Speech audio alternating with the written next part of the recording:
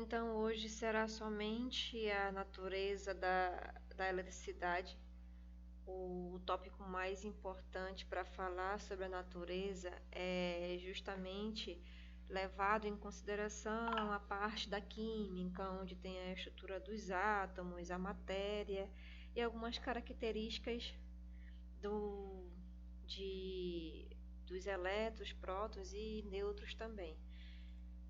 Então praticamente essa natureza da eletricidade, ela é muito voltada para a história da antiguidade também, os primeiros passos que foram dados no desenvolvimento da eletricidade. Então, o que eu tenho que entender para trabalhar, para ter domínio da parte de projetos? É que a natureza da eletricidade ela é voltada basicamente para a estrutura do átomo. Eu tenho que lembrar que a matéria é algo que possui massa e sempre ocupa lugar no espaço, e que a matéria ela é constituída por partículas, que são os átomos, e que toda a matéria ela pode ser classificada como um elemento ou um composto. Então, um elemento, todos os átomos eles são iguais, e um composto há uma combinação desses elementos. A menor partícula de qualquer composto que ainda contém essas características originais daquele composto é chamado de molécula. Então, a gente trabalha muito na natureza dessa eletricidade, de onde provém, que é justamente dos átomos que são constituídos por partículas subatômicas, que são os elétrons, os orótons, no caso, e os nêutrons, né, que eles falam, os elétrons e os prótons e os nêutrons. Então, sempre lembrar que o elétron tem a carga negativa e o próton tem a carga positiva. Essa agitação dentro de um fio condutor, de um circuito elétrico, é que vai prover a característica da geração da eletricidade. E os átomos, eles são os elementos de elementos diferentes, eles diferem entre si pelo número sempre de elétrons e prótons que eles contêm. Então, cada átomo, cada tipo de material, como o cobre, o silício, o germânio, ele tem uma característica diferente. E a partir daí é que eu vou conseguir fazer todas aquelas ligações e identificar quem funciona como um semicondutor, quem funciona como condutores e os isolantes. É a partir da estrutura de que cada material possui. Então, esses elétrons, como a carga negativa também de cada elétron, ela tem o mesmo valor, então toda essa combinação de prótons, elétrons e nêutrons é que vai deixar a característica do material em condutor, isolante e semicondutores. Então, um átomo estável, que basicamente ele possui uma certa quantidade de energia.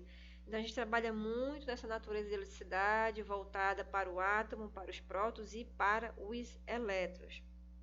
E a sequência de carga elétrica que todos os átomos eles são capazes de ceder e receber os elétrons. A partir desse conceito, mais uma vez aqui é formado justamente a característica do material em condutor, semicondutor ou isolante.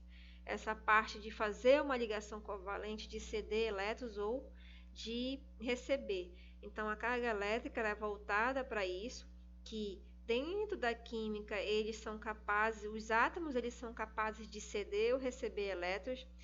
Assim, é possível produzir uma transferência desses elétrons em um corpo para outro. Então, quando isso ocorre, a distribuição das cargas positivas e negativas em cada corpo ela deixa de existir. Portanto, um corpo ele conterá um excesso de elétrons e a sua carga terá uma polaridade negativa, lembrando lá da química. E o outro corpo ele conterá excesso de prótons e a sua carga terá uma polaridade positiva. Nada mais é do que essa agitação dos elétrons é que faz prover a nossa natureza da eletricidade.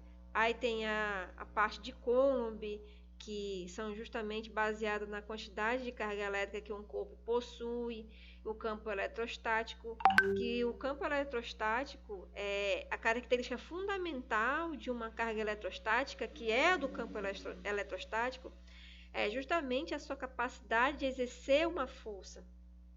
Então, a partir do momento que a gente começa a exercer essa força, que envolve todo o carregado, a gente consegue fazer e gerar a nossa eletricidade. E aí eu trabalho com diferença de potencial também dentro da eletricidade, onde a virtude da força desse campo eletrostática, ela vai ser capaz de realizar um trabalho. E realizando um trabalho por repulsão ou atração, eu posso prever toda essa transformação e essa condução de eletricidade. Então, eu trabalho dentro de campo eletrostático, a diferença de potencial, onde eu vou conseguir trabalhar todas essas características e a corrente. Então, tudo isso vai me gerar uma corrente que é justamente o movimento e o fluxo desses elétrons. Então, a corrente ela se gera através de todo o movimento e o fluxo desses elétrons. Para que ele consiga produzir corrente, os elétrons eles devem se deslocar pelo efeito de uma diferença de potencial. Então, para que haja corrente, eu tenho que ter diferença de potencial. E a corrente é representada sempre pela letra I, né, que a gente representa de corrente, e a nossa unidade de medida é em ampere. Então, tem as fontes de eletricidade, a gente vai desenvolvendo toda essa teoria. Então, todos esses especialistas aqui foram, a cada tempo, a cada década, eles começaram a desenvolver as melhorias para aí sim chegar no desenvolvimento da eletricidade.